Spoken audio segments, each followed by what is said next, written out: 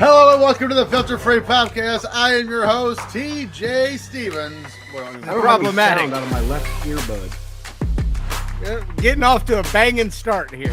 Joining me as always, Step ends. Dollar Bill Dave. I touched myself. I just need to clip that. Just Dave leaning for I touched myself. And Timmy C. Goo, goo, goo. Dave's is awesome, and he got a new hat, and it's hilarious.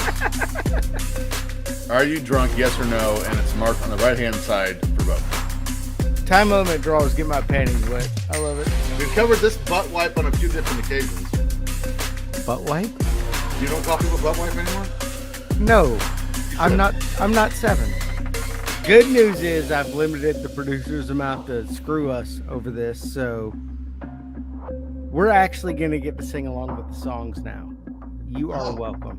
You gotta fight for your right to party!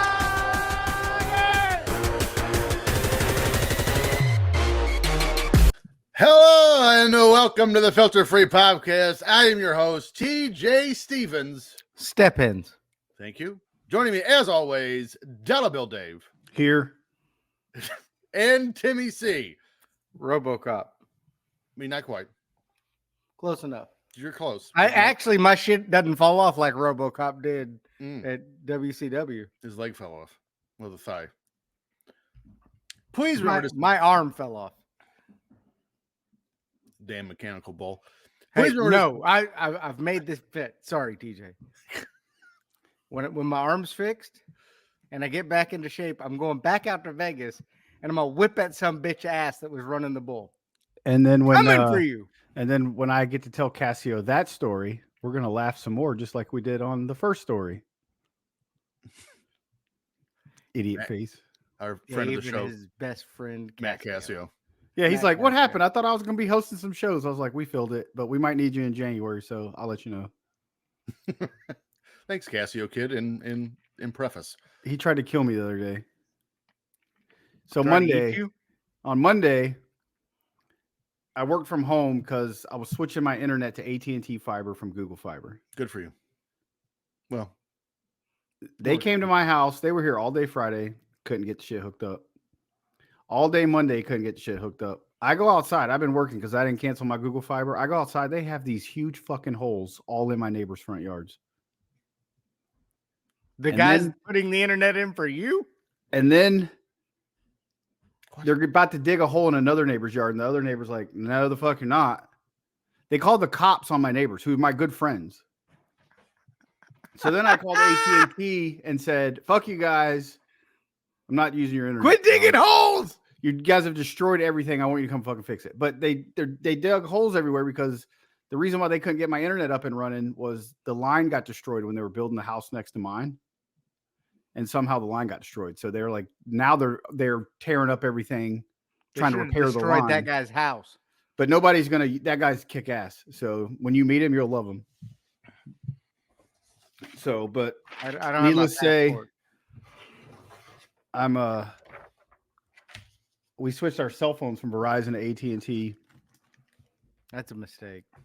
Well, I'm with I didn't with get any AT&T service right now, and it's terrible. I didn't get any service at my office. with Verizon didn't get any Verizon? service there. AT&T has towers on the Arsenal, so I get service with AT&T. Ah. And I couldn't be at work without my cell phone with my kids and all that shit. So, Right. I'm good with that. But dude, it's like getting a cell phone now is like it takes damn near as long as buying a fucking car. See, when I switched from What takes so Verizon, fucking long? So I got mad, and then the guy told Jandy, he's like, "Is your husband gonna come back here and punch me?" And she's like, "No, you'll be okay." he might. And then he might. we had to go back for something, and it took a long time. And then we bought 2 Apple Watches as well, and then they fucked us because it's supposed to be buy one get one, and then we were getting charged all kinds of crazy shit. So Jandy's like, "I'm not fucking doing that." She goes in there and is raising hell. And she tells the guy, "If you don't fix this right now, I'm sending my husband in here." He's in the car. It was buy one, get one, pay for another one. He's in the car. He's 4 deep already. See, He's gonna drive the car through the front fucking door. that is not the experience I had when switching. The guy showed up at my house and was like, I have this deal. I have this phone. And I'm like, are you legit? He was legit. Had me switched over and canceled my Verizon before he left my house. Took me 30 minutes. We were there over 2 hours the first day. I'm going back to Verizon here. And then, real so soon. I had to go back yesterday because we were canceling. We got my oldest an iPhone. That sounds like a bad idea. And when Jandy went to cancel the 2 watches, they canceled 1 watch and the fucking iPhone. For your daughter? Yeah. So I had to go back there and get that shit fixed. And then there's a kid there, and they have the NFL network on the TV there with AT&T sponsorship with DirecTV and yada, yada, yada. Well, they own them. And it's the Rams versus the Rams versus the Ravens from last weekend. So you're watching an old football game? Yeah, the kid that works there is like, oh man, this is going to be a great game. I'm a huge Ravens fan, but it's not looking good for them right now because they were losing 28-23 with 4 minutes to go. And I looked at him and go, "You're a huge Would you like to bet on this game?" I go, "You're a huge Ravens fan?" He said, "Yeah, I love the Ravens, but I don't know if they're going to win tonight." I said, "Dude, this game was on fucking Sunday, and they won this bitch in overtime." I go, how big of a fucking fan are you? You ruined that guy's day. I love that Leroy Jackson they have at quarterback. That guy was living on the edge of that game, and Dave's like, "It's fucking over 3 days ago." What an idiot! This is from 2013. Dan Marino don't play anymore, dude. Well, if you'd like to hear more about our phone issues and internet problems, please remember to subscribe and rate this show. Or if you'd just like to dig up Dave's neighbors' yards. Oh my God. I don't get that. Never mind. We're not going to get into it again. Wherever you get your podcast, while you're at it, follow the show on Twitter at FF Popcast, on Instagram at Filter Free Popcast. Follow our Patreon network on Twitter at Filter Free Net, and of course our friends. Shut up. Our friends at Premier Streaming Network at Watch on Premiere. Timmy, if they go to www.patreon.com/filter free, what do they get? Well, they don't have to listen to that bitch Kirk Herbstreit. Fuck him. You will get not Kirk Herbstreit. You also get Legends. Let's rethink this. Footballers getting paid with Tim and Dave. Evolution of Evil. Wrestling with commercials. Plus our list of 2024 events, which begins with the Royal Rumble. Boom, boom. No refunds. No refunds. Also, if you haven't paid yet, do it. Justin's going to start shanking people. So you're fit to be out. He will also be the death director if you don't start paying. It's true. You don't want to get him mad. If you go to watchonpremiere.com, our lovely friends, I'm looking at the just added right now. And they just added episode 32 of Everyone's Got a Pod with Ted DiBiase. They're going to cover WrestleMania 6, which would be fun. I was there. So no, you weren't. So that was Jake. That was Ted and Jake. When Jake laid down, probably Warrior. That was shut up. So that was probably Jake's greatest promo ever. Was just before that match. So I might tune into that. Also, DDP's WrestleMania debut. That's true. Driving a pink Cadillac. Here's what else you get. We've got collections out the Yahoo. Plus, you can browse different promotions from around the country, including TNA is now on there. Hog. I'm willing to bet TNA won't be on there very long, unfortunately. Battlefield Pro Wrestling, MCW Pro Wrestling, Northeast Wrestling, CLW, Wrestle Pro, Titan Championship Wrestling. You get the idea. There's a ton, including something called the Wrestle Carnival, which I am interested in. I'm in. Ski balls. Plus, we've got podcasts with Rob Van Dam, Jesse McKay, and Cassie Lee. Josh Chernoff 49 times. My dog barking. Gabby AF. Dave Sturcio. Your dog's still barking. Blue Meanie. Is it a girl dog or a boy dog? It's a girl dog. Shut up, bitch. Thank you. And Joe Gertner, Bobby Fish, and of course our friend Efren. I wonder how much Prime paid for these shitty Thursday night games. A lot. Like billions. The Raiders with a whopping 0 points on Sunday. Lost to a team that scored 3. And they have that fuckface Kirk Herbstreit as one of the announcers. They do. But they do have Easton Stick. Or no, they don't have Easton Stick at quarterback. No, that's the Easton Stick plays for the Chargers at They have quarterback right Jeff now. Hostetler, a quarterback for the Raiders. He Could literally be. played for Blue Mountain State. The TV show? What was the East Texas State? Was that the Necessary Roughness? East Texas State? Was it? Southwest Louisiana State University. No, Or what that's was a it? real university. Southwest Louisiana State. Yeah. And that the South Central. Which one was from the Mud Dogs? Oh, from the Water Boy. It was long. I know that. I don't remember all of it.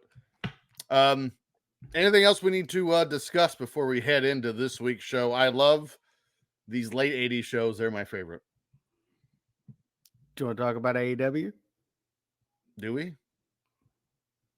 I mean, you were the one who got with me about shitty Chris Jericho promos. That was terrible.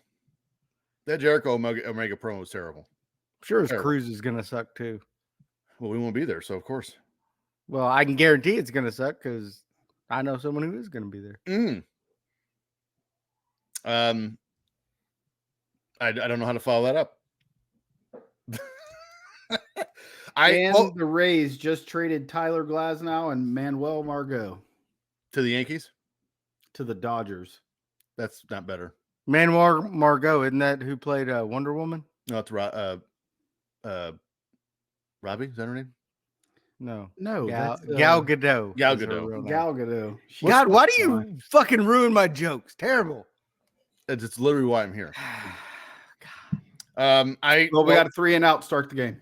Great start. Shocker. So the one thing we did talk about this week before we did this show was the sheer difference between the two wrestling promotions. The big ones is it appears CM Punk and Seth Rollins are going to draw all the monies at WrestleMania. Yes. That promo was amazing. Well, they don't like each other. Well, they're going to make a ton of money here soon. Real soon. Who said they don't like each other? Timmy said Nobody knows that. a lot of people said that. I don't think they actually do like each other, but I think, like I said, they're both business. Yeah. By the way, fuck CM Punk posting Nikita pictures Lyons. with my girlfriend, Nikita Lyons. Mm-hmm. Hate him. Anything else? You're a loser. Mm-hmm. You touch her, I'm coming to Chicago, and I'm going to Kevin Costner your wife. You're going to carry her away into the end of the movie? No. Like the bodyguard? Remember what he did to Cal Ripken's wife? Cal Ripken Jr., yeah. Does that make Punk the Iron Man? Not see. It would be better if it were senior. Cal Ripken Sr. He is 73 years old. She is 82. Or Kevin Billy. Costner Bedner. Depends. What about Billy Ripken? How would that work? Fuck face. God, you didn't even get the talented one. You got Billy. Well, Timmy, get your finger on that button because this week we're going back to If I had a nickel for every time a woman told me that. December 18th. I'm just going to ignore that. 1988. On the button, Timmy. Get your finger on the button. We have one nickel. As we relive some WWF Wrestling Challenge. Before we get to that show, let's see what was happening in your world yesterday. You'd be Nicholas. Events filter-free. Nicholas. Saint Nicholas. Up first. Stories that missed the cut. December 1st, a cyclone hits Bangladesh, killing 596 people and leaving 500,000 more homeless. Blue cyclone. No? Really? Ray That's what you- Stevens? She moves her body like a cyclone. Thank you. Make me want to do it all night long. Cincinnati had a hockey team called the Cyclones. Now they have no, it's Columbus I'm thinking of. They still This- have one. Sure. December 1st, Benazir Bhutto becomes the first female leader of her Muslim country as she is named the Prime Minister of Pakistan. Did she put her Buto in the bins there? I don't know what that means. Never mind. December 1st, NBC bids a then record $401 million to win the broadcasting rights for the 1992 Olympics in Barcelona. That was the first Olympics I remember watching. And They they had the dream team. made bank because the Dream Team showed up. Yep. December 2nd, ESPN airs SportsCenter episode number 10,000, making it the most televised cable program in history. To And be now fair, they showed. ESPN employs that stupid dick face Kirk Herbstreit. But they showed it like 8-9 times a day. They still do. Every day. Yeah, I mean, of course. Does anybody watch SportsCenter anymore? I don't. No, Only 'cause I I have don't the have time. interwebs. Yeah, we have Twitter. I don't need to look at the SportsCenter. You know, as soon as you bring back Dan Patrick and Charlie Steiner, I'll start watching again. Dan Patrick's still on TV. I know. I think Charlie Steiner might be dead. I don't think he is. I'm December not 3rd. watching it until they bring back the guy with the weird eye. Stuart Scott? Stuart Scott, Definitely yeah. dead. Well, then I ain't watching. There you go. December 3rd. I would like to see Dave watch it with Keith Olbermann. I think that would be fun. Oh, so you want to see me strangle Keith Olbermann's weird ass? He is weird. December 3rd, to show you how packed 1988 was, Barry Sanders, having arguably the greatest season of any position in college football and winning the Heisman, gets bumped for another football story. Icky He was Woods rookie good. year? He was Yeah, sure. good. Yeah, sure. December 5th, in a story we just covered last week, televangelist Jim Baker is indicted for fraud after paying hush money to cover up an alleged rape. Jessica Hahn. What a douche. Goldie's sister. I don't think that's right. December 9th, It's her mom. weird. Mississippi Burning, a crime drama inspired by a true story premieres. That movie's phenomenal. Yeah, it is good. Ain't seen it. What? Oh, No. Samuel L. Jackson has arguably one of the greatest lines in any movie ever in Mississippi Burning.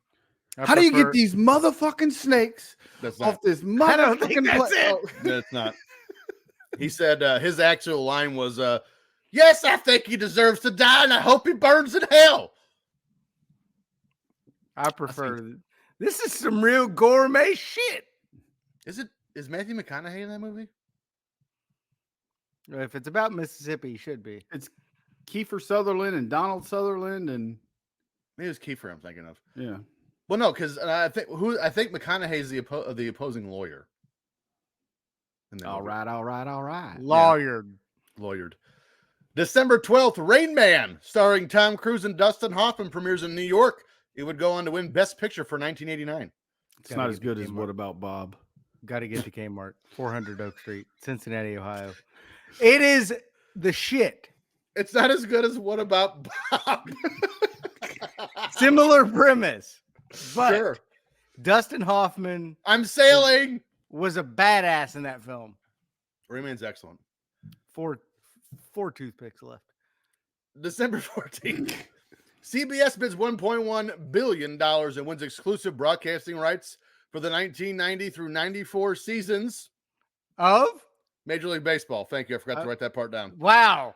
I bet they lost money on that shit. I would say they did not get their money's worth because they had a strike in 94. I was thinking it was going to be the NFL for 1.1 billion. Nope. Major League Baseball. Terrible. December 14th, Vanessa Hudgens is born in Salinas, California. She's so hot. She is. Who? Who is she? Vanessa Hudgens. She's got naked. Thank you. I read can the read. name. Who is she? She's an actress, and she's got Thanks. nakeds out there. She does. Not asking anymore. Just, I mean, you have a Google in your hand. Google her. You'll Okay. recognize her. She's fire too, dude. Except for she had bush. Yeah. Hold on. December 21st. Kentucky Tender sucks. What? What? I could have told you that. Try Grinder. Yeah, you have much better luck on Grindr. I'm willing to bet Kentucky Grinder even worse. Not a lot of teeth on Kentucky Grinder. I'm willing to bet. December Kentucky 21st, Tenders. Pan Am Flight 103 is destroyed by a terrorist bomb over Scotland, killing all 259 on board and 11 on the ground. Does that mean lots of people were killed? I get it. Get it. I mean, Was that the end of Pan Am there? it was close. Yeah, it wasn't too much longer after that.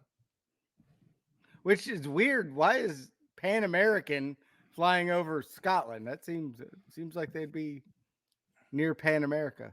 Well, I mean, you can take American Airlines to Europe. Well, I mean, you can take like Djibouti Airlines out of Florida, but Pan Am. No. I think I mean, Alaska like taking- Airlines it's flies like taking from- Southwest to Canada. I've done that. Shouldn't. I you think we've put way too much thought into this. Okay. I took Southwest to the Middle East. Why don't Nonstop? you read the next shit story that missed the cut? That's impressive. It was nonstop. December 27th, Haley Williams, the lead singer of the band Paramore, is born in Meridian, Mississippi. Ain't it Who? fun? Ain't it fun, baby?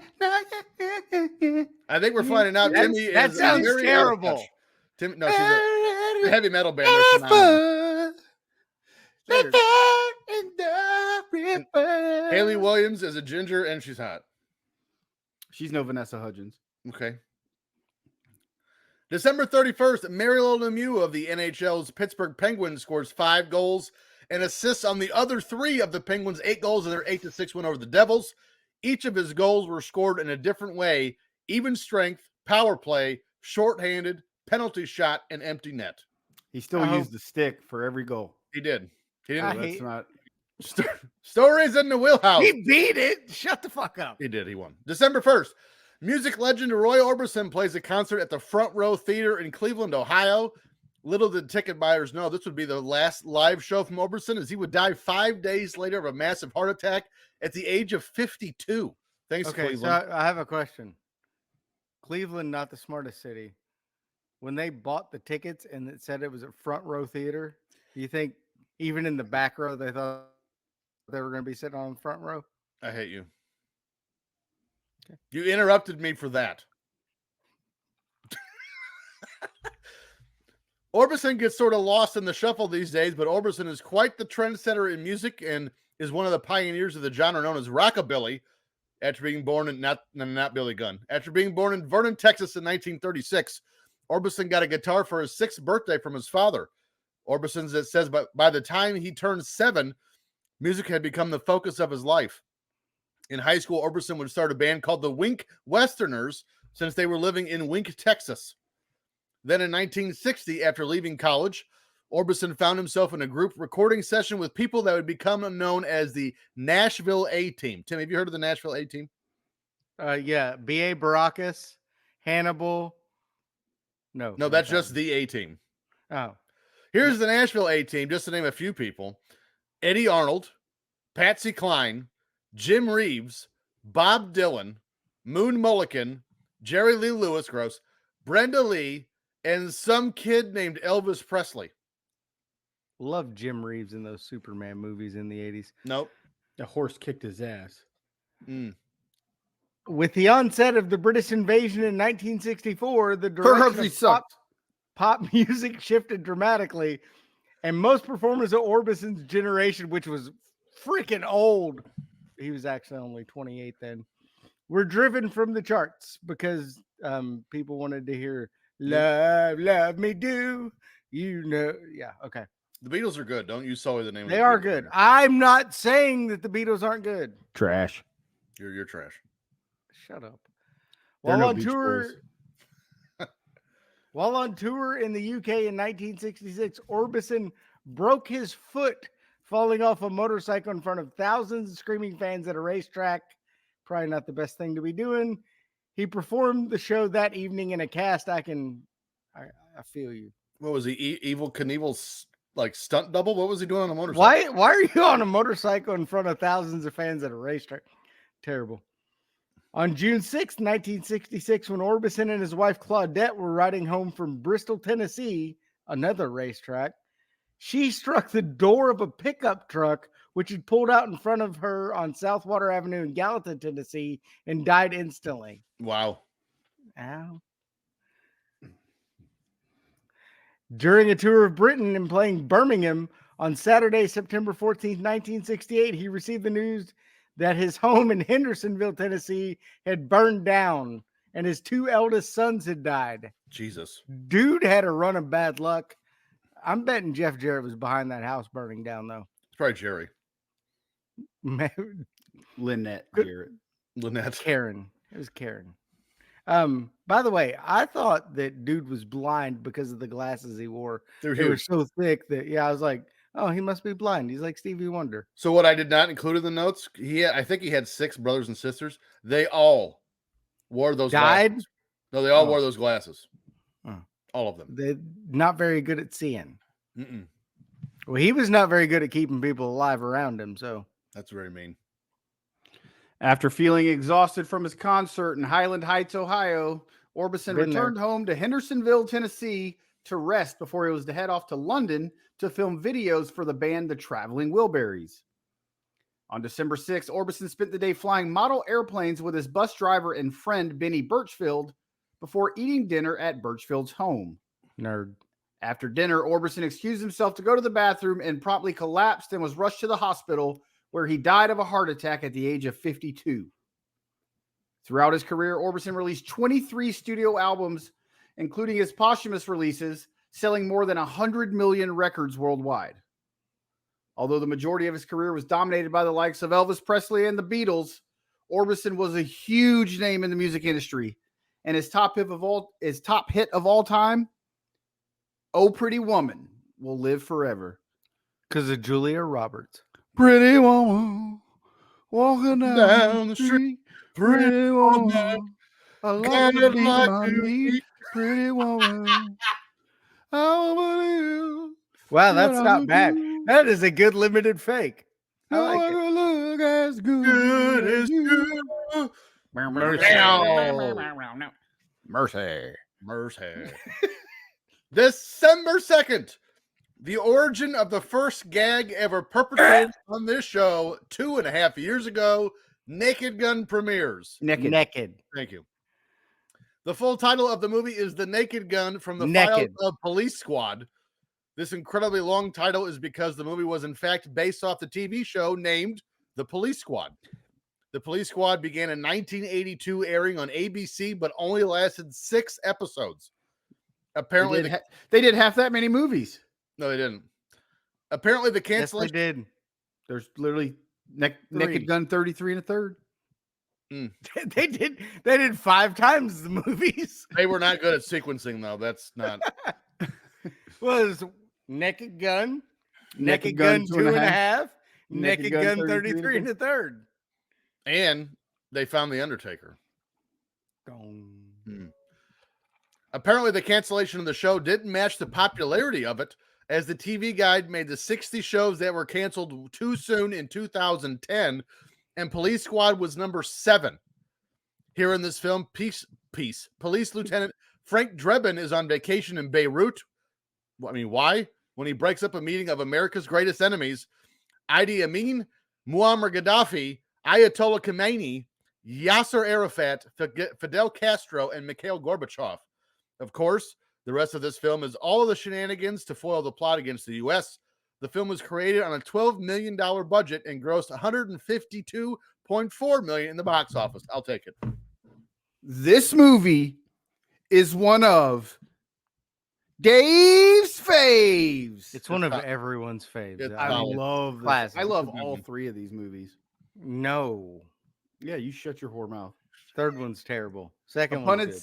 Upon its initial release, The Naked Gun from the Files of Police Squad received critical acclaim and has since been regarded as one of the greatest comedy films of all time. True.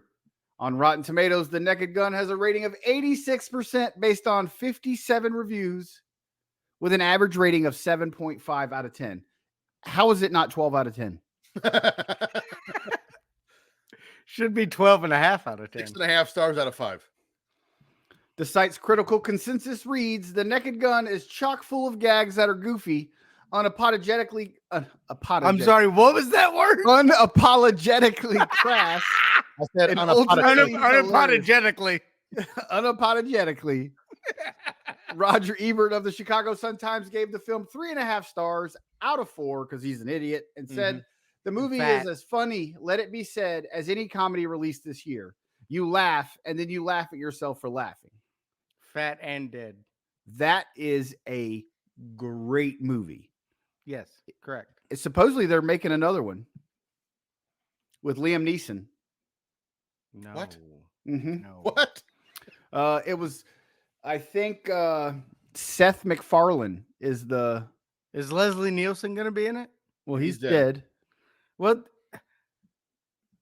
Tupac made albums like 10 years after he died. Why can't Leslie Nielsen be Frank? Well, with AI, just put him in there. Fuck it. That's right.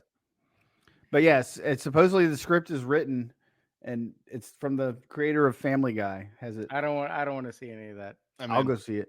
I'll watch not it. in. Naked. I'll be like 2 tickets. Naked Gun. I'll come to Alabama just to watch 55 the and movie. a fifth.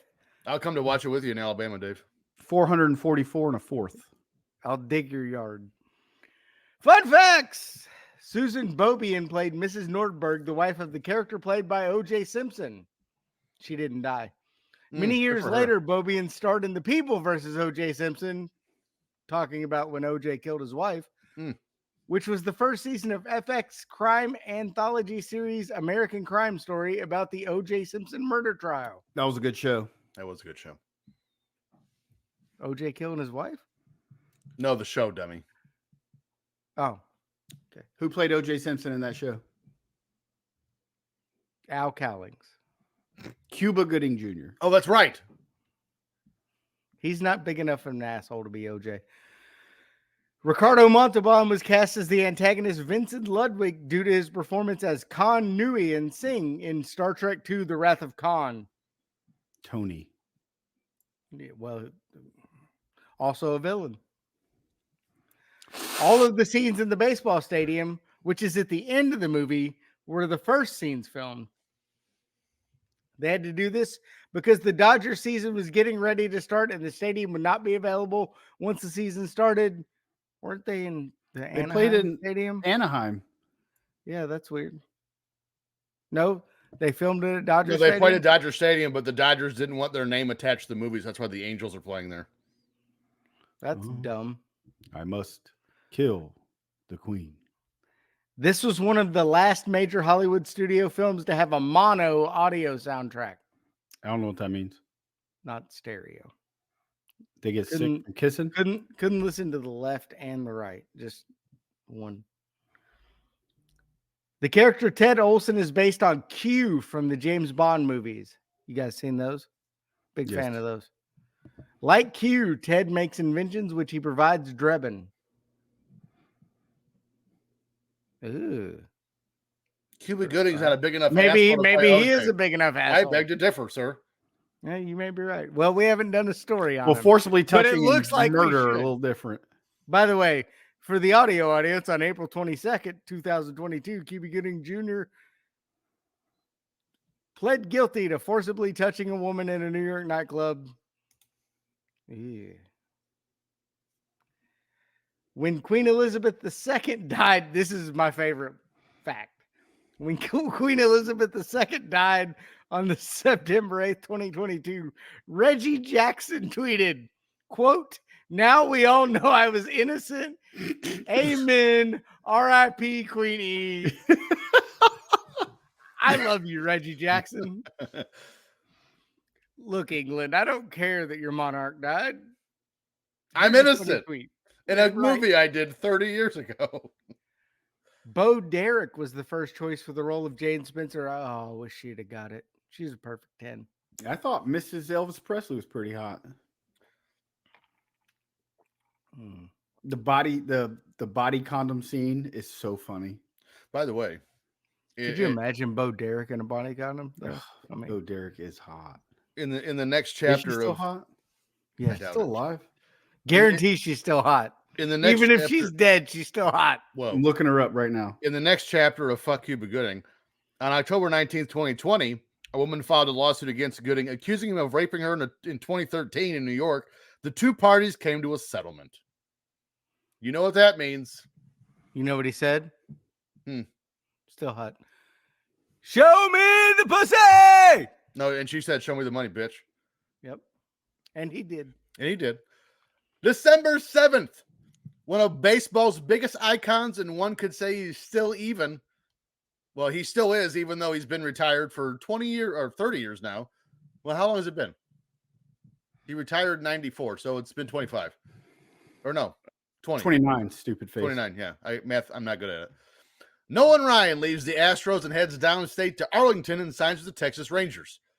Here in 1988, Ryan was in his 22nd season, having played since 1966, with the exception of the 67 season when injury, illness, and the Army Reserves prevented that season from happening.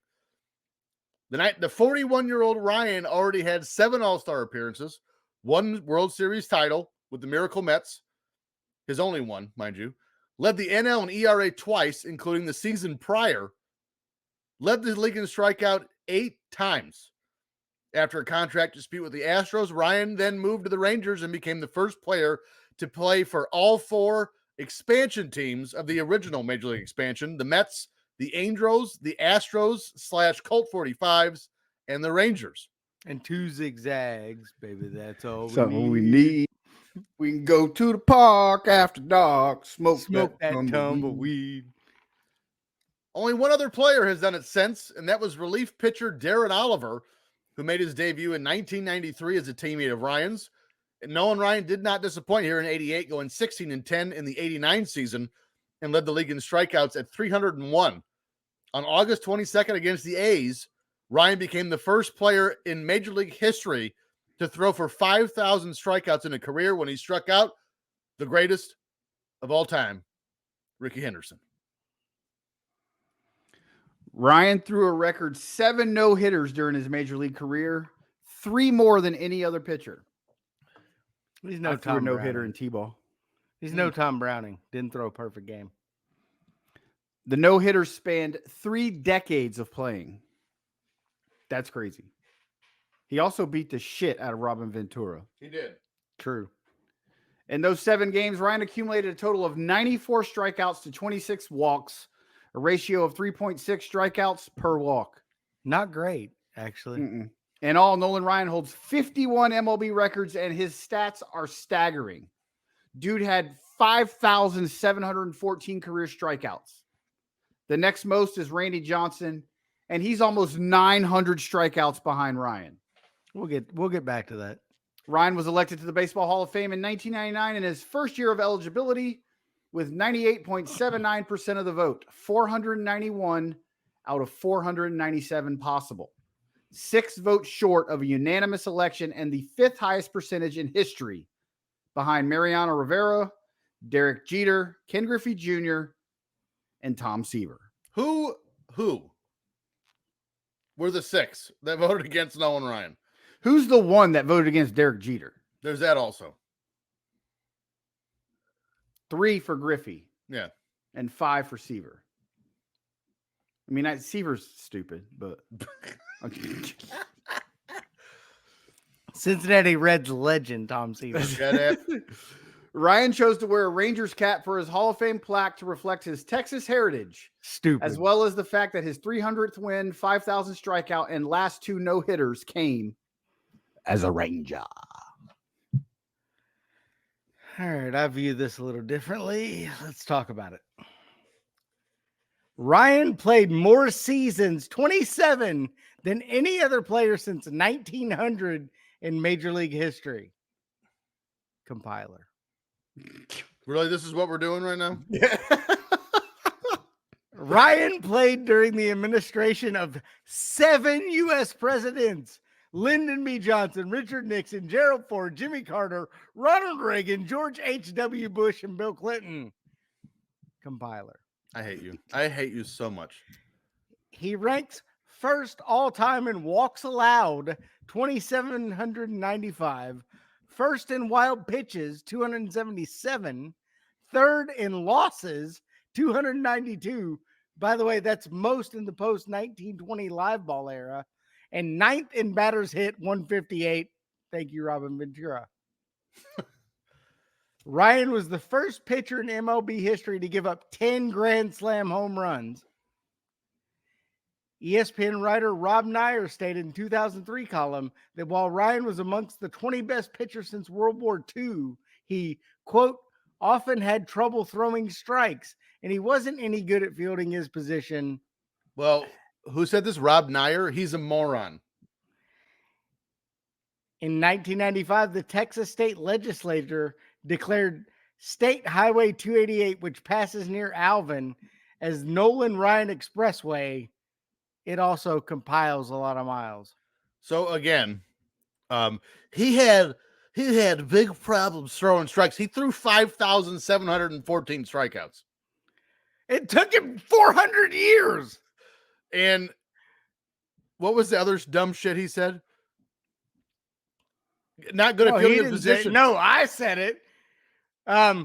First all time in walks allowed, first in wild pitches, and third in losses. Well, again, as you just said, he played for 900 years. And also, often he wasn't any good at fielding his position. He didn't need to. He was striking everyone out. Or throwing it over the backstop. Either one. You ain't got to field either one of them. I hate you. I hate you. He once threw a pitch over the center field wall. What? He got discombobulated. Yeah, I was facing the wrong way. He had just beaten the shit out of Robin Ventura. And he was tired. He'd been hanging out with what was the guy from the Yankees? David Wells. Yeah, they were hanging out the night before. Ryan got turned around and threw one over center field wall. I had a couple Modelo's for the game today. Goddamn, December 31st. One of the most iconic football games of all time takes place as the Philadelphia Eagles travel to Soldier Field in Chicago to take on the Bears in the NFC divisional game. Although it sounds rather descriptive, this is the game now known as the Fog Bowl.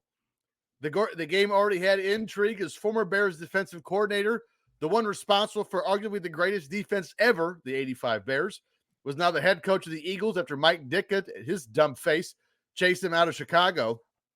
Ditka's a terrible head coach, if you really look back on it. The starting quarterback of the Bears was Mike Tomczak, who's no Easton Stick, and filling in for an injured Jim McMahon. The first score of the game was when Tomczak connected on a 64-yard touchdown pass to Dennis McKinnon. The Eagles marched down the field on the next drive, but Luis Zendejas missed the 43-yard field goal. Seth Joyner then intercepted Tomczak. This time they would get the field goal. After very sloppy play by both offenses, the Bears went into halftime up 17-6. While both teams were in the locker room for halftime, the fog rolled in.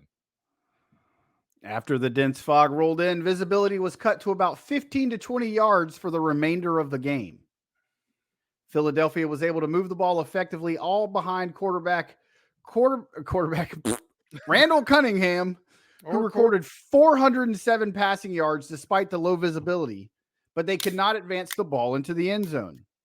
Cunningham finished the game with 3 interceptions and 0 touchdowns, as all 4 scores for the Eagles were field goals. They lost 27-12.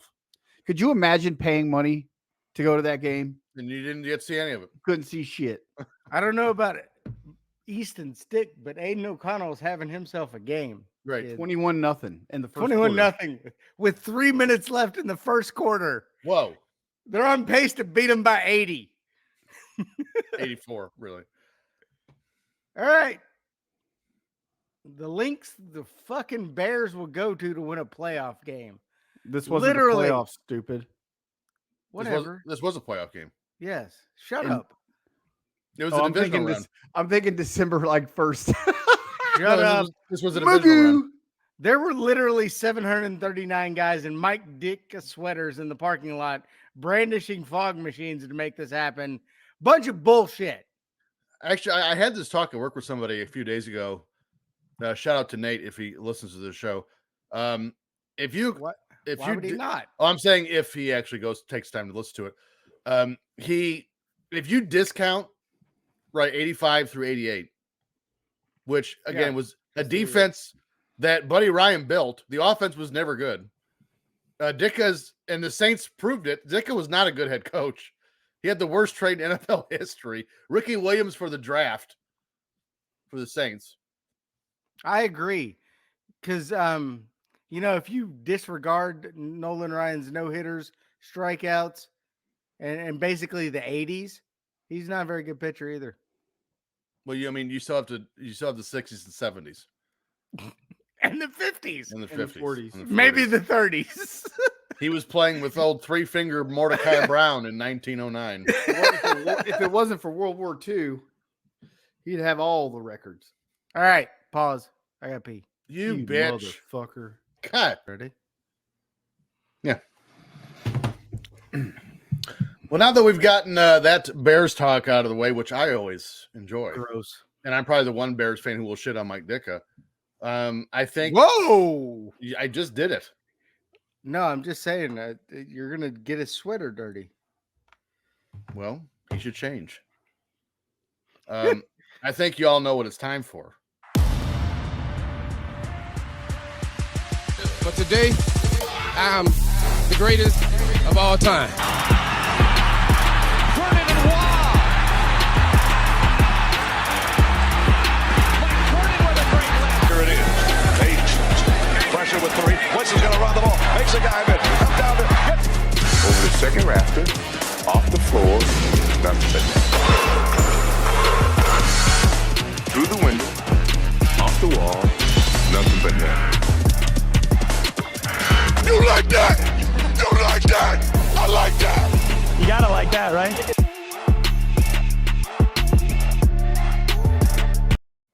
Here we go, Timmy.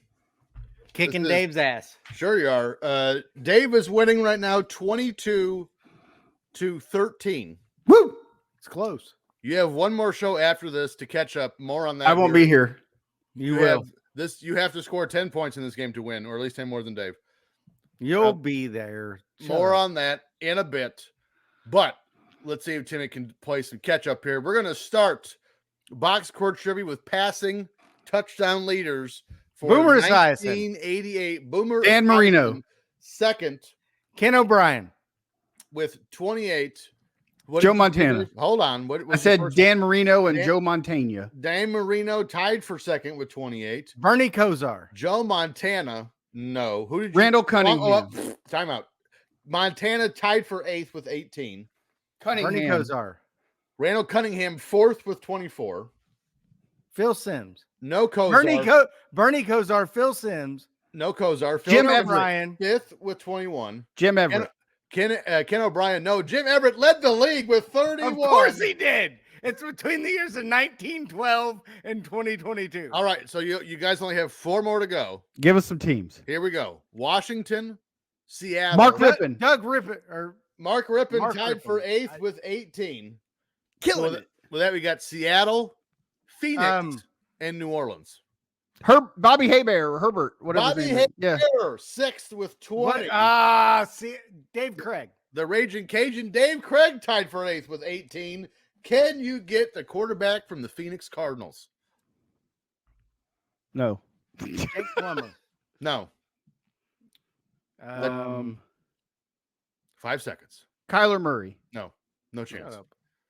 I think he was born. They weren't in Phoenix. They were in St. Louis Yeah, they're definitely in Phoenix. in 1988. Yes. No, Yes. Bitch, it Yes. says Phoenix next to his name. he was a Phoenix Suns point guard. Yeah, sure. It was Evan Dan Marley. Johnson. Yeah, it was Dan Marley, you dope. Here we go. The one you missed from the Phoenix Cardinals, Neil Lomax. Bernie Yeah, Lomax. Bernie Lomax. There you go. All of them but Neil Lomax. By the Very way, good. how was he? Was it 5-4 or 4-5 or Right now it is 16-28. Ooh, booyah! Here we go. Rushing yard leaders from 1988. Hold on. How did I get 3 and he got 5? All right, so let's go back through. It Since was you're accusing me of cheating. So Timmy got Boomer Esiason, correct. Phil Sims, Correct. Dave Craig. Ken O'Brien. Was not on the list. He should have been. He wasn't. Dave got Jim Everett, Dan Marino, Randall Cunningham, Bobby Hebert, Joe Montana, and Mark Rippon. All right. 6-3. Funky math going on here. I just did it for you. Shut up. Rushing yard leaders for 1988. Eric Dickerson. Eric Dickerson led the league of the Indianapolis Colts, 1,659. Icky Woods. Icky Woods, 9th. Wait, did Dave just guess Icky Woods? I started to say it. He took it from me. Oh, Timmy's done now at this point. He ain't got no one. James Brooks. James Brooks, no.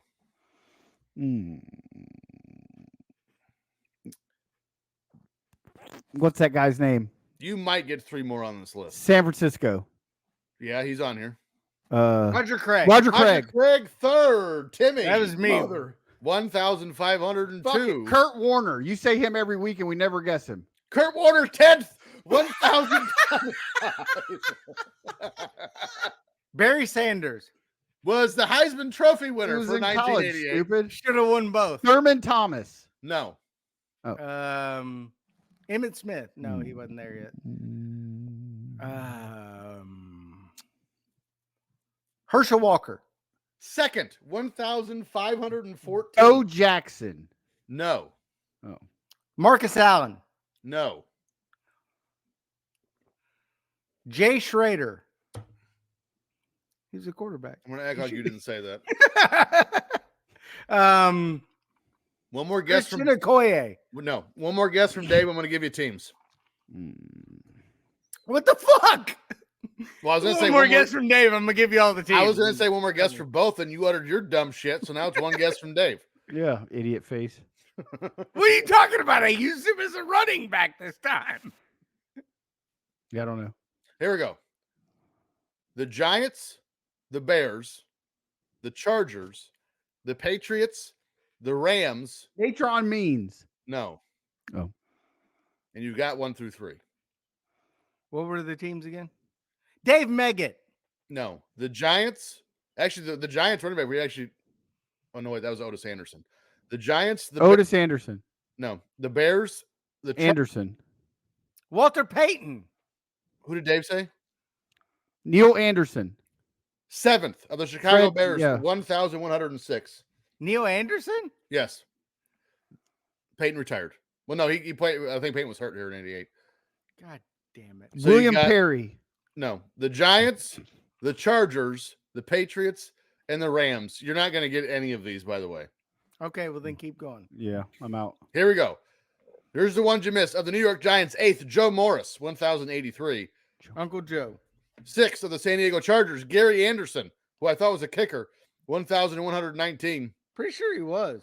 5th of the New England Patriots, John Stephens, 1,168. He's my uncle. And 4th, Greg Bell of the Rams, 1,212.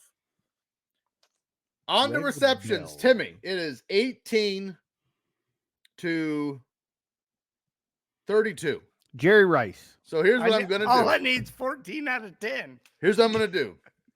I'm going to give you the first 3 picks of reception leaders for 1988. I already said Jerry Rice. Who's not on the list? Oh. John Taylor. No. I got one. Let's see. There's a 49er on here, but it's not in neither Jerry Rice. How is nor it John not Taylor. Jerry Rice or John Taylor? It should be one of those.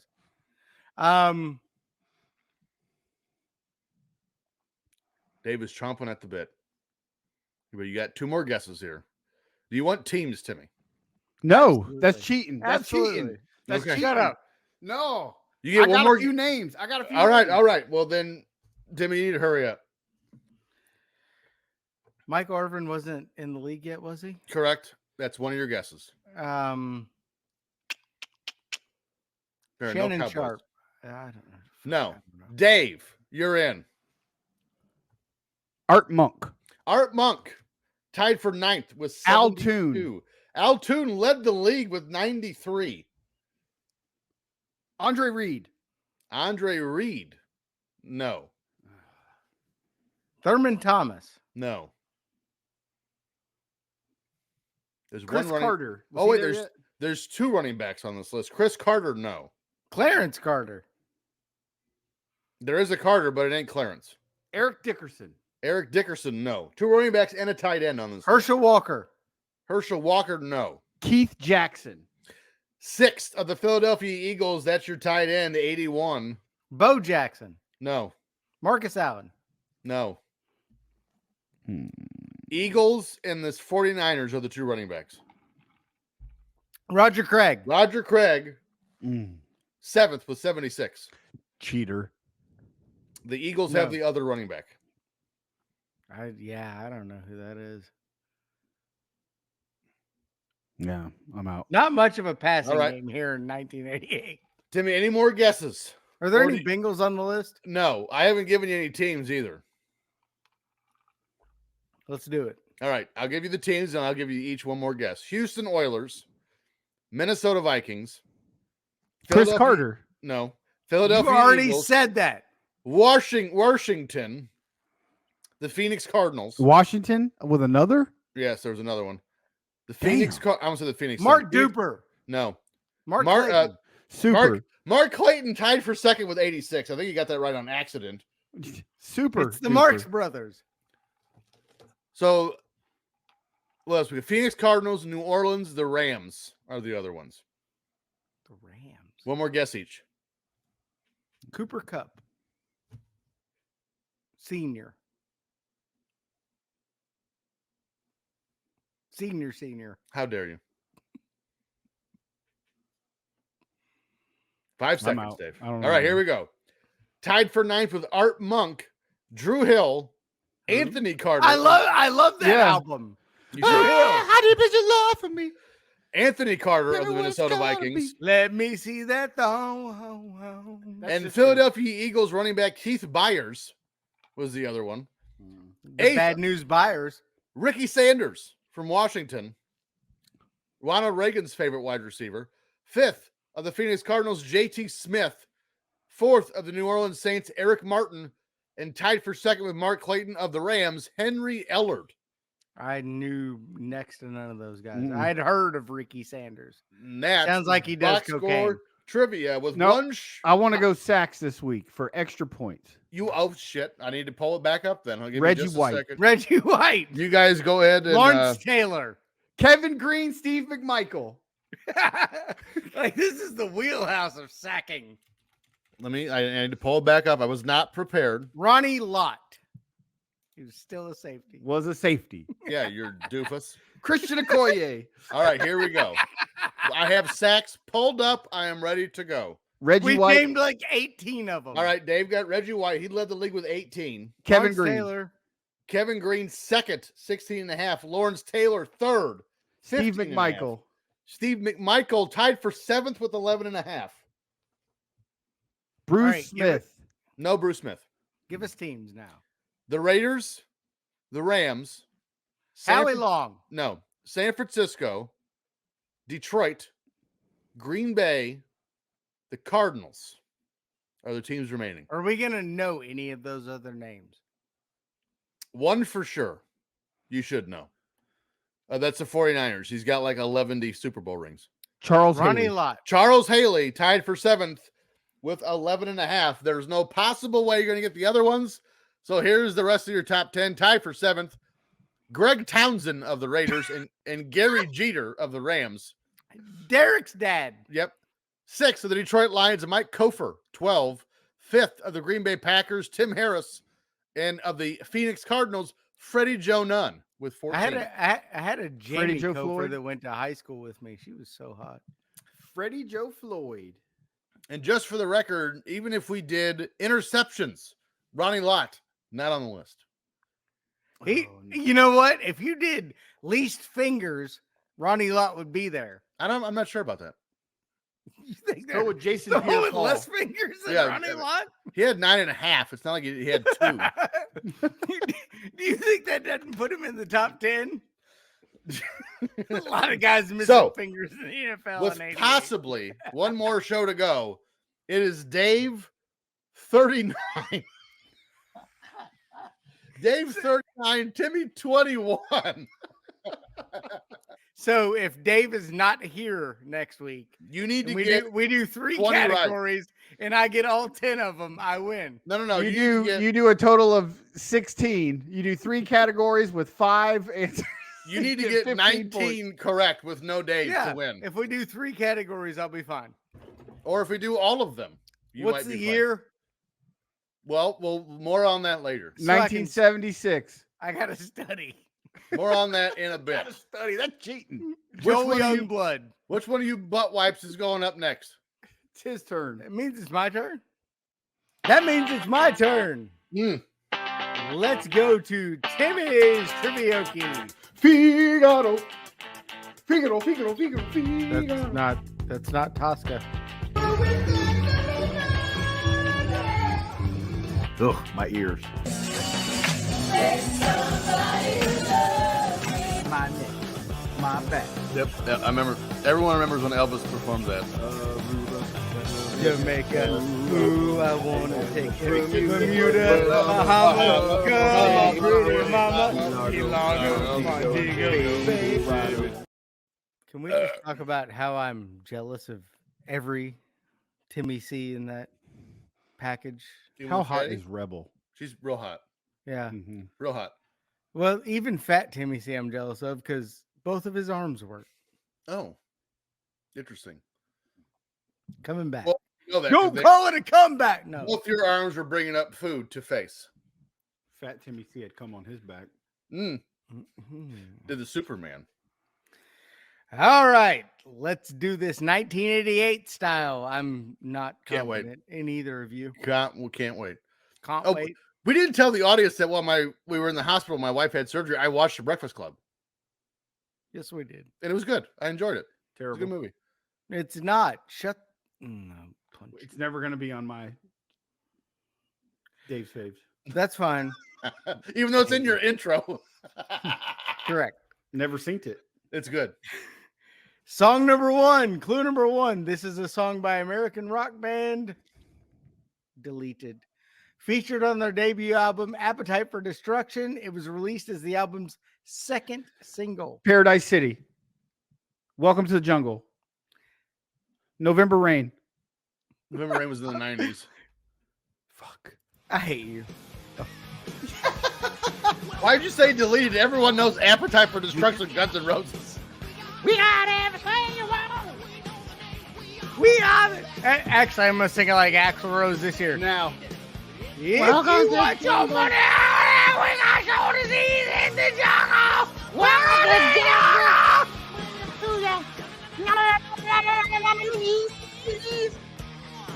Like, I was really excited, like when I saw they were touring, and then I saw videos of him singing, and I'm like, maybe not. They're Maybe not. I don't know if 900 years they'll old. ever. There will never be a band as cool as 1998 or 1988 Guns N' Roses.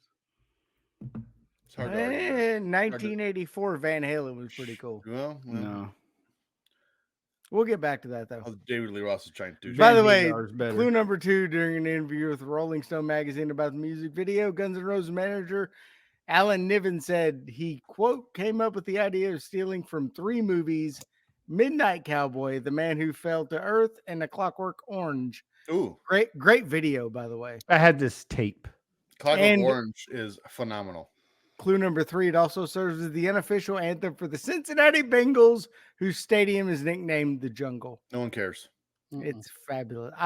If you're not standing in that stadium when it plays right before kickoff, No one gives a single solitary. You know shit. what's better than that? Anything Stadium with a pirate ship. else. Or a stadium named after veterans, Soldier Field, that's what? Shut and the up. and the Bears are getting ready to move to Arlington Heights. That's where my ex-in-laws live. It's a terrible neighborhood. Arlington Heights. People there are assholes. Arlington Heights. Particularly my ex's parents. Wait, she moved to Arlington Heights? No, that's where. No, It's first his ex. first ex. First ex. Oh, Her parents. there's And so they're many. terrible people. Give me their address. I only live an hour and a half away. I will go shit on their mailbox. I probably would like I them. would love for you to shit on their mailbox. And in fact, she would probably love for you to shit on their mailbox. They're horrible human beings. I like them. Anyway, song number 2, clue number 1. This is a song by American singer Michael Jackson. Released on November Black or white? 14th, 1988. That was from the his 90s. 7th album, Bad. The Way You Make Me Feel. Man in the Mirror. Clue number 2. This reached Bad. number 7 I just on can't the stop Billboard loving you. 100, becoming the 6th. Dirty Becoming- Diana. Listen, becoming the 6th top 10 single from the album Bad. Bad. It had 6 top 10 singles. I know we did this album before. Clue number Dirty 3. Diana. Clue number Smooth 3. Criminal. God damn. Annie, are you okay? Are you okay? Annie, are you okay? Annie, are you okay? Are you okay, Annie? Are you okay?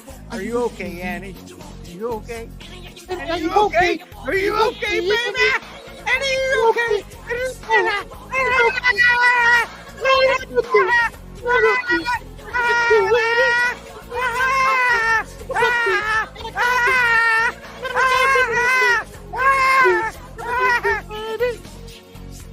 Annie,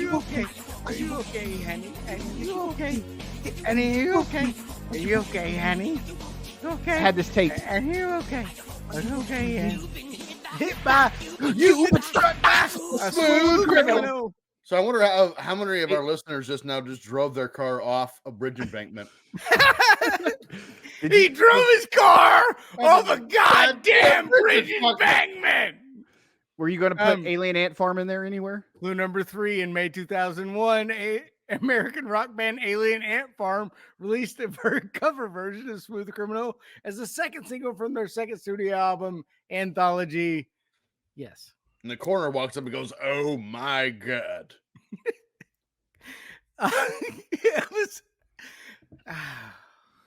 That was fun. Let's see if we can keep it going. I really thought I'd stump you with these, but Dave just started guessing songs off the album Bad. I had one. That's one of my favorite albums of all time. Make me feel. But there were 42 number 1 songs on And I named all of them. Song number 3, clue number 1. This is a single from the 1989 album Loped After Dark. We're doing 88, stupid. Okay. This song was released in 1988. The song was released in January 2024. Miley Cyrus. Be. Clue number 2. The song uses an uncredited sample of Van Halen's Jamie's Crying from 1984. Van Hagar. Clue number 3. The title is a reference to the phrase "doing the wild thing," a euphemism for sex. Wild Thing by Tone Loc. I got that one. TJ got it. I got the singer. When the weekend comes, I go No, get it's like wild bullshit. with the honeys. He said Tone Loc in the clue. Did he? Yes, he did. Oh, I didn't hear I said "loped after dark." I didn't give his name. Well, I said Because then Tone you, Loc. I get then double David points. go. I said Tone Loc and I said got it going on, baby doll. And I'm on fire. Said You're the king. I said be my queen if you know what I mean. And let's do the wild thing. Wild thing. By the way, that that's from Jamie's Crying. Right. His performance in Heat is underappreciated. Not as good as his performance in Ace Ventura. Yes. I like where he said, "Man, I can't ask you of your right hand." I can't tell you this, man. I get killed." And Al Pacino goes, "People who get killed walking the doggy." Hey, Hit the Dave. clip.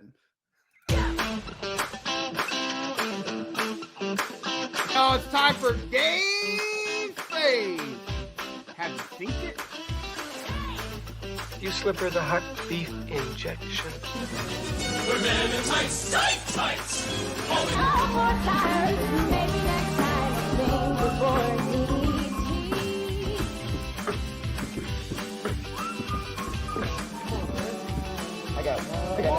God damn it, I got nothing, guys.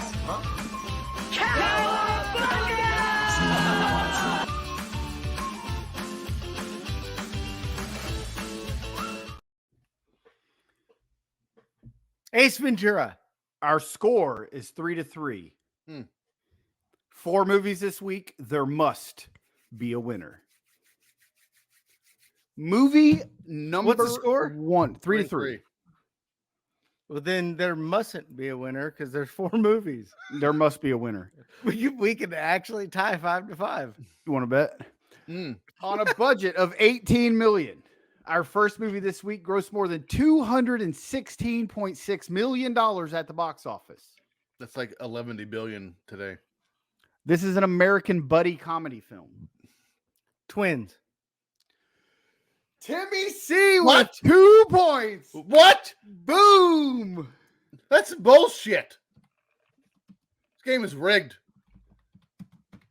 Timmy Hey. C times 2. I fucking love that movie too.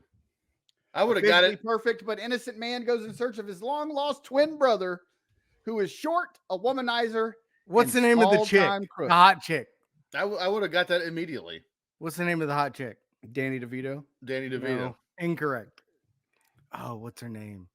She was so now- hot. The now I hot wanna sister. know. Twins cast.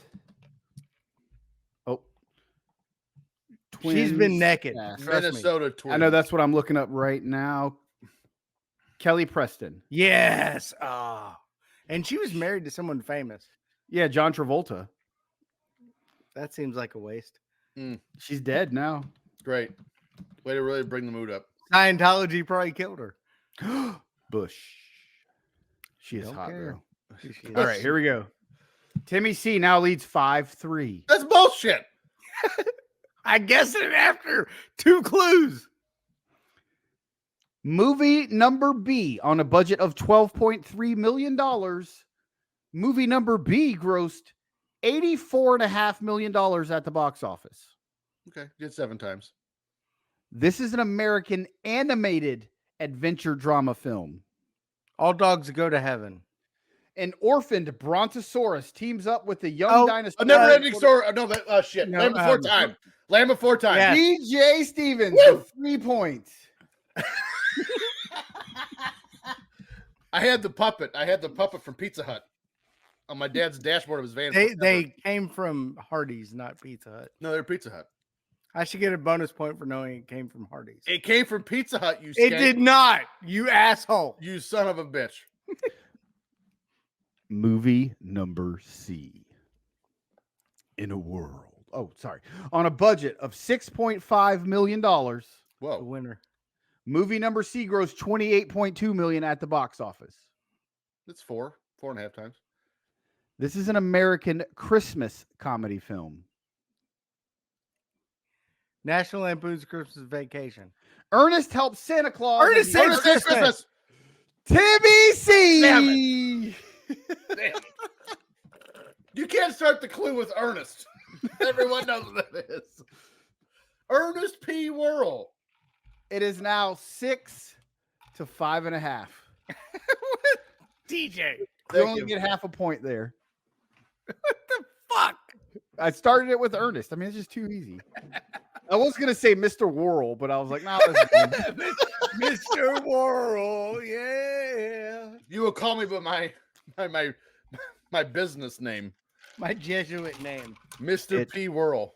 It all comes down to this. Shocker. On a budget of $3 million. Whoa.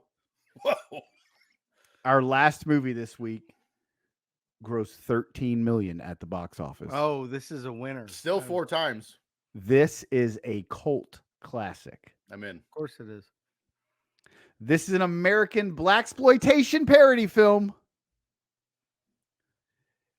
In this parody of blaxploitation movies, a black hero wannabe reunites with former black heroes from the 70s to help him get revenge on Mr. Big. This film stars Keenan Ivory Wayans, Bernie Casey. I'm going to Isaac get Hayes, you, sucker. and I'm going to get Timmy C with 1/4 point. TJ Steven pulls out the victory. Tremendous. You know what, Timmy? I'm going to have to give it to you. And I have no idea what that movie is. Have you ever seen that? That's a good movie. I've never seen it. No, I've seen clips of it, but it's fabulous. It's what led to In Living Color. Yeah. Well, then I need to watch it because Living Color was amazing. I'm gonna get you, sucker is really good. I'm gonna have to watch that. I mean, I did watch Breakfast Club finally, so I'm in the mood for new things. You know what I'm also in the mood for? Not this. WWF Wrestling Challenge from December 18th, 1988. We are allegedly live from the Arco Arena in Sacramento, California. It's definitely Arno Arena, as you put it. that's not what it's supposed to be. And it's definitely Gorilla Monsoon and Bobby Heenan in front of a green screen. But there are things they make it seem like it's live, and we'll get into that later. You know what a professional run company would do. We start the show with Gorilla and Heenan arguing, and I wouldn't have it any other way. With that, we go to the show intro, and I think we take for granted how loaded the WWF was in 1988. Hulk Hogan, the Brainbusters, Bruce Beefcake, Ted DiBiase, Jim Duggan, Andre the Giant, Jake Roberts, so on and so forth. I missed the banners that hung over the ring in the arenas. The only the guy area- in the missing from the areas. WWF in 1988, Former WCW World Heavyweight Champion and Florida State Seminole legend, Ron Simmons. That's fair. But the banners in this arena don't say Wrestling Challenge. They say Saturday night's main event. They do. That banner seems odd here. It's funny that you say that because my first note of match 1, Bruce Beefcake takes on jobber number 1. I don't know his name. His name was Jim Atkinson. I put it in the notes, you dickhead. I didn't watch it. I put everybody's name in here. All right, so a little behind the curtains. I did my notes like 15 minutes before we started recording. I now know that Wrestling Challenge was filmed either before or after Saturday night's main event because the banners are hanging from the roof. But they used to change them as well, which was okay. This match is taking place after the now famous moment where Outlaw Ron Bass ran his boot spur across Beefcake's face. Hey, the jobber's name is Ron Atkinson, I think. It's Jim Atkinson. Tim said it was Rowan. It's Rowan, Mr. Bean. You're a Rowan. Rowing your ass down the street like a moron because you have one arm. He's just going in circles. Oh, look, this one works too. Beefcake does like 3 moves and then slaps Atkinson in the barber's chair and gets the win. Quick squash with Beefcake getting the win with his patented sleeper hold, baby. This match was used to push along the Beefcake Outlaw Ron Bass feud that ended the following month in a hair versus hair match at Saturday night's main event. Beefcake gets a little snip off Atkinson's hair after the match in the crowd. They went crazy. He was over here, man. Beefcake was over. I will give him that. I wonder how much WWF paid these jobbers to get their hair cut. $25. So Bruce Pritchard has said they would get extra money if they were going to cut his hair. $25. Thank you. Did you guys know the entire year of 1988, Brutus never wrestled someone that was bald? How many guys were bald in 88? Bad News Brown. Hulk Hogan. Touche. Well. And Brutus cut that guy's lovely mullet. I'd be upset. I don't know. Not for that. No. It was a handsome mullet. It was a great mullet. No. Up next, we get a WWF special report with Lord Alfred Hayes as he recaps the angle between the Big Boss Man and Hulk Hogan that was all perpetrated by Brother Love. Now we go to Saturday night's main event when they have a segment with Brother Love, Slick, and the Hulkster. By the way, a little off track here. Speaking of Brother Love, I want to talk about Bruce Pritchard for a moment. When he was hired back to the WWE a few years ago, the common theme was Vince McMahon wanted his yes men back. Do you guys remember that? Yep. When they hired Bischoff and... Well, I just thought they wanted popular people back. Well, Vince is gone. Yep. Bruce is still there. Yep. So is it possible that Bruce Pritchard's just good at his job? He has a great wrestling mind. I mean, you don't hear very much about him anymore. I think we need the Brother Love show on Raw. 100%. That would be fabulous. Brother Love won't... Way better than the KO show or whatever the shit. Or the Grayson Waller effect. Brother Love won't let Hulkster speak until Hogan steals the mic. Eventually, Hogan body slams Brother Love. Hogan must pose, brother. Hogan handcuffs Brother Love. We get some more posing. Now we see Big Boss Man yelling about Hogan putting his hands on Slick and how he's going to rip Hogan apart. Not a bad promo from the Boss Man, who wasn't known for that at the time. This is all leading up to the Twin Towers versus the Mega Powers, where Savage would turn on Hogan, leading to the Mega Powers exploding at the greatest WrestleMania of all time. Yep. And Savage sat on Elizabeth's head. Elizabeth. What? WrestleMania 5 is the greatest WrestleMania of all time. Absolutely. It's top 3, easily. Still. All right, I watched it live. Y'all know. Mm-hmm. No. I've watched WrestleMania 5 at least 4 times. Whenever I get bored, I turn on WrestleMania 5. Give me a top 3 then. I want your top WrestleMania 3. 5, WrestleMania 17, and probably WrestleMania 14. I'd go 5, 15 for Rock Austin 1. Well, no, because the rest of that show was shit. Yeah. I liked 14. 14 was good. I'll do 5, 17, and 19.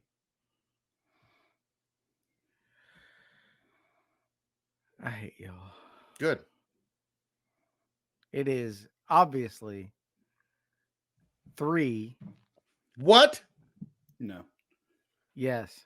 Other than Steamboat and Savage and Hogan and Andre, that show's terrible. Incorrect.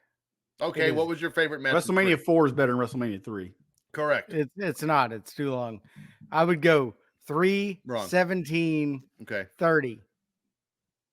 Okay, I didn't hate 30. I mean, Daniel Bryan made the show. Brock Lesnar beating Undertaker? That was dumb. Yeah.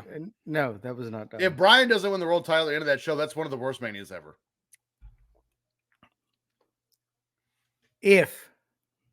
I'm just saying. Bryan made the show. I just said that. Whatever. I always preferred the Brother Love show on the set, not in ring. Agreed. It took something away from it. Agreed. Classic Brother Love pulling the mic away every time Hogan goes to talk reminded me of the Brother Love show at WrestleMania 5. There you go. Yes, with Roddy. Yep. Yes. And Morton Downey Jr., the third. Terrible. Yes. Terrible.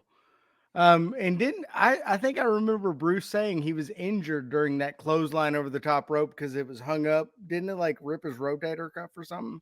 You might be right. Yeah, that sounds familiar. Match 2, the Brainbusters with Bobby Heenan take on Jim Brunzell and Lanny Poffo. How's that combination? During the match, we get a picture-in-picture with the Rockers as they cut a promo about the Brainbusters. Lanny Poffo actually gets the upper hand until Brunzell gets tagged in, and almost immediately, Brunzell is the victim of some underhanded double-team actions. Totally hits the slingshot suplex and gets the win. So Brunzell got tagged in to lose, essentially. Should have been the spike pile driver. Jumping Jim Brunzell and leaping Lanny Poffo. You think they were considered high flyers? Lanny Poffo Nope. absolutely was. I have the best name for him here in just a second. Apparently, this was a TV taping where B. Brian Blair quit the WWF because they wanted to turn him heel. Wouldn't that make him a heel? I've never understood that. Hey, man, we want to turn you heel, separate the tag team. Which, by the way, if they want to separate the team and turn you heel, they have plans for it. He's like, no, I'm good. He was going to help the Brainbusters, and he didn't want to be with Heenan and turn heel. Dumb. He'd have brought a lot of hair to that team. Arn and Tully were great in the WWF with Heenan as their manager. The Brainbusters were awesome. Love they didn't have any music also. They look much better wrestling in front of actual crowds instead of that TV studio shit. Correct. So we have the Brainbusters versus the Killer Bee Gees. It's good. It's good. I enjoy that. You're welcome. I do miss the 4 p.m. Sunday pay-per-view they talk about, though. That was, so easy. I love it on Saturdays. As a kid, it was great. Well, they do that. Saturdays. They do that now. It's just it's going to last 8 hours. Up next, we go to the studio with Sean Mooney, and we get a promo from the Fabulous Rougeaus as they talk some trash to the Hart Foundation. Now Beefcake talks about Sam Bass again. Nashville in the house. How many of these localized event centers do you think Sean Mooney had to do every week? A lot. I'm willing to bet it's like 50. Match 3. 40 hours worth, probably. Oh, yeah. You work 40 hours a week. Never mind. Match 3, Vito Gomez takes on Bad News Brown. Bad News just beats the shit out of him, so there's not a lot to discuss about this match. But Gorilla and Heenan do promote the newest edition of the WWF magazine, and they're discussing the secret benefactor of Brother Love. You want to talk about long-term storytelling? This ends at Survivor Series 90 with the debut of The Undertaker. That's long-term storytelling. Now, there's no possible way they knew they were going to strike gold with The Undertaker, even that character would even exist yet. But they were doing the benefactor angle, waiting for the right moment for the payoff. Brother Love came in with the $1 Million Man as his benefactor. Yeah. It wasn't, that was not Undertaker's. Well, they didn't stop doing it until The Undertaker in 90. Okay. I'm pretty sure Bad News Brown never lost a match unless he was against one of the tip-top stars. That dude beat everybody except for Hogan, Piper, and Savage. And Bret You know, Hart. didn't beat Former WCW World Heavyweight Champion and Florida State Seminole legend, Ron Simmons. Also, that jobber Bret Hart at WrestleMania 4. I just He said did that. beat him. Oh, he did throw him out. Yeah. Correct. Good job, Bad News. I just felt like this match went on too long because they, like you said, Bad News was a bad man. It should have been a quick squash. It took like 5 minutes. Yeah, it was very long, just ass whooping. Up next, we get a promo with Heenan and Andre the Giant. Or the Giant. Luis Tiant, as they talk about Jake Roberts. We're pushing their upcoming bout and how afraid of snakes Andre is. Up next is Ron Garvin as he hypes up his upcoming match with Greg the Hammer Valentine. 35-0. 3:50 to go in the first half. This feud Who had the involved- Raiders over 70? this Lance feud- had him under 21.5. Good job, Lance. He lost before the first half of the first quarter. Blaine's at it again. This feud involved Dollar at a time, bitch. This feud involved one of the best ring announcer performances ever from Ronnie Garvin. It was so bad, it was great. Yes. I missed the WWF pushing big house shows. This one was January 5th at the Nashville Auditorium. Up next, we get a commercial for the WWF VCR board game, and I absolutely need this. I owned it until about a month and a half ago, but I didn't have the tape. As a kid, I owned all of it. Let's see what's on eBay. All I could think was, again, it's an event center. Ronnie Garvin, great ring announcer, not a great on promo. eBay used. Mint never opened, never played for $30 on eBay. I would get the mint. What am I, poor? That's cheap. What am I, poor? I'm getting I'd the have sold that mint. for $1,200. Plus $20 shipping, so $50. And we got a quick commercial, and I wish that water beds were still a thing because I like me some water. I just beds. bought it. Piss Bitch. off. Congrats. I didn't buy it.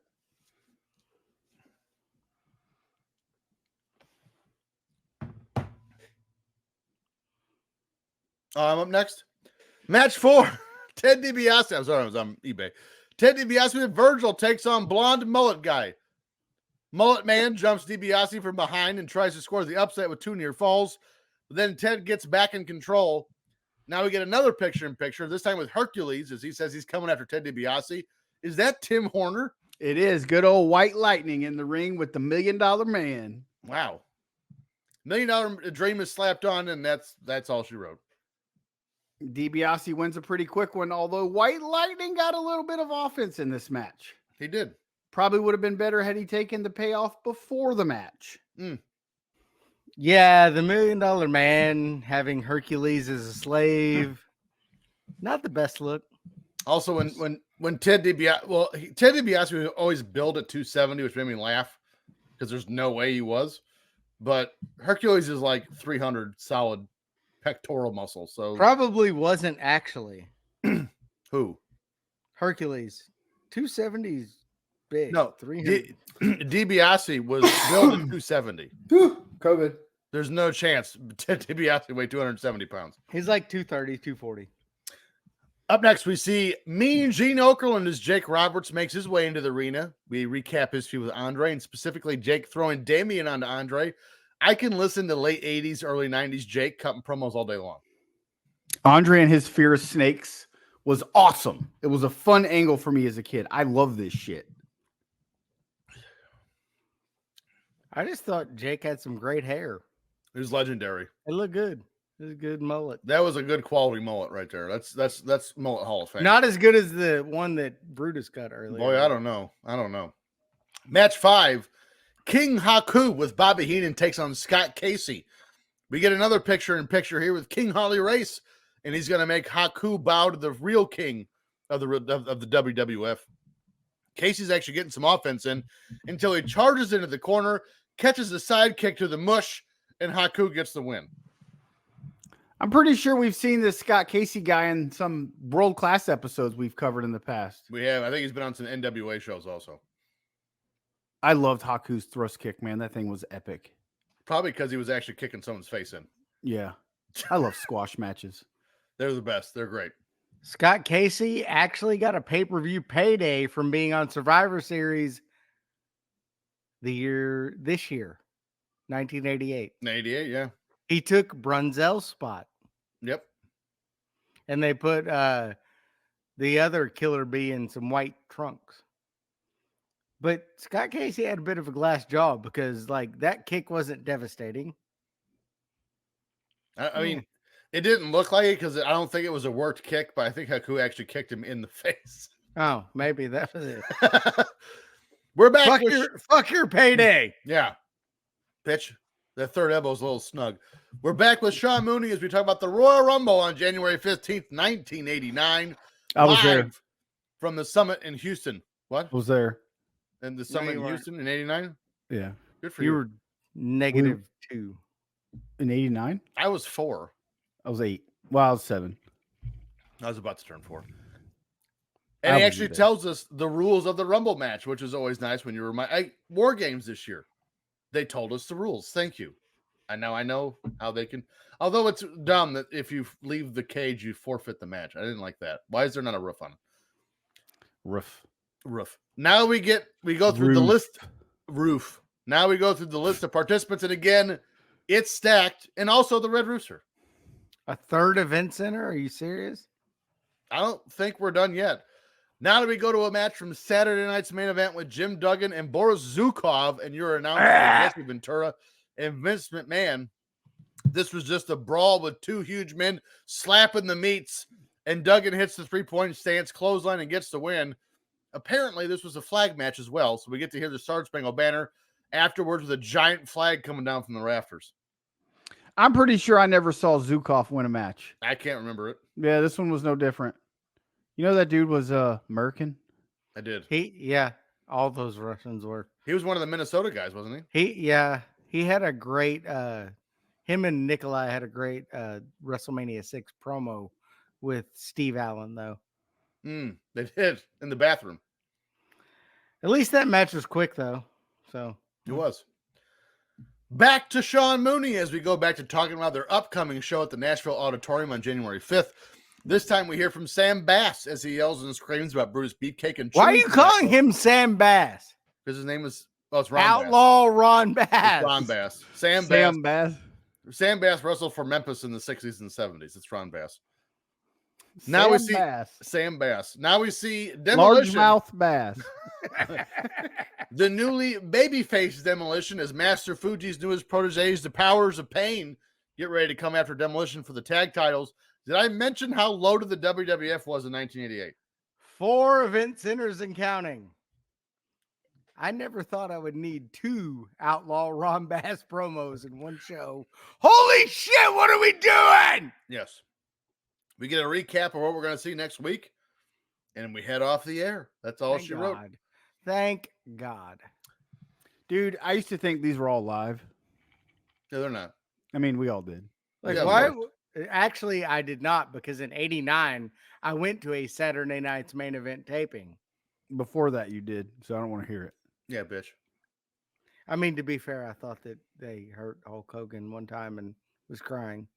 Because I was gonna mailed him a letter, and they I was gonna see him at a house show like a week later, and I'm like, damn it, they fucked up my ticket because now Hogan ain't gonna be there. Is that when we got Chic Tugboat? Or almost did? Long before then. This was like Bundy and Stud hurting him. Did he come? Hogan usually did, from what I hear. Slap with that. You have to ask Bubba the Love Sponge's wife. Heather Clem, did Hulk Hogan come? So we don't have our traditional send-off this week because we're gonna end this month a little bit differently. So if you've been around us for a while, last December we ended the month of December because we're not gonna record on Christmas because we all have kids. We did Ask Us Some Shit, part of the Deuce, and the best of from last year. This year we're gonna do a little bit differently because again of holiday. We're gonna work. We're gonna work. So next week, as you're listening to this, so it will be Tuesday, the 25th. December. No, that's the 26th. 26th. So the day after Christmas. This show will drop the 19th. So Tuesday will be December 26th. So the day after Christmas. we're going to be doing our new Christmas tradition. We're going to do a watch along. And we're going to do a watch along of the first Starrcade that took place at Christmas as opposed to Thanksgiving, which was Starrcade 88. So if you were listening to this show or watching it, and man was like, man, there's a lot of stories that missed the cut. I would have loved they would have covered. We're going to be covering them on that show. Watch along, Starrcade 88, and then we're going to end the month with our interview from this past summer with Nick Aldis, the now general manager of SmackDown. He was not at the time. So that's how we're going to end this month. I think we should probably sit down and record some backstory for that. I think that would be fun. I don't know about that, Tim. Maybe for Patreon. Ooh. We'll record it for Patreon. There you go. That I like. Patreon.com/filter-free. You will get a intriguing backstory About Nick Aldis. I will preface that. And us. And listen, don't go running off into it's nothing negative. No, nothing negative at all. But not negative. there is a completely juicy backstory. Yes. Absolutely. So that's how we're gonna end the month. Starrcade 88 watch along, and then our interview with Nick Aldis from this past summer, which happened for a reason, and then our Patreon exclusive Nick Aldis backstory to why that interview happened. There you go. I like that. Good job, Timmy. You're welcome. So, as for us on our social media platforms, follow me on X. Podcast, no, do not. Whatever X is, I don't even know what that is. At FF Podcast on Twitter, at Twitter Podcast on Instagram. You can follow us on our personal accounts at Timmy. At Timmy C 1979. Dollar Bill Dave.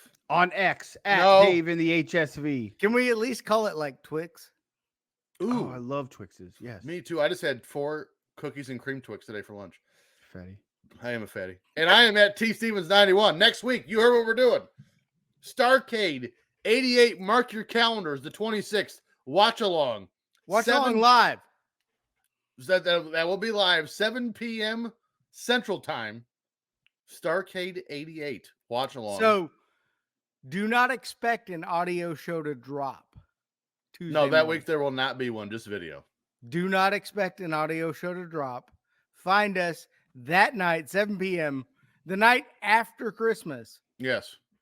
For us live for 3 hours. Us, you mean you and TJ. I will not be there. And this is Timmy's time the to good catch part. up on Box Score Trivia. I will try to drop in some, but I will have a house full of people. So perfect.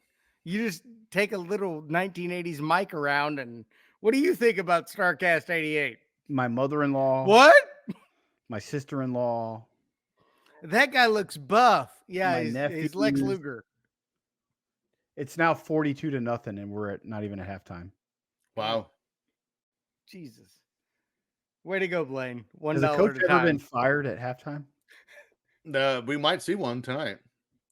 Dave, do you have a joke of the week to send us off here? Joke of the week. Thank you. Why did the blind man fall into a well? Because he couldn't see? That's the obvious one, yeah. Because he couldn't see that well. I hate y'all.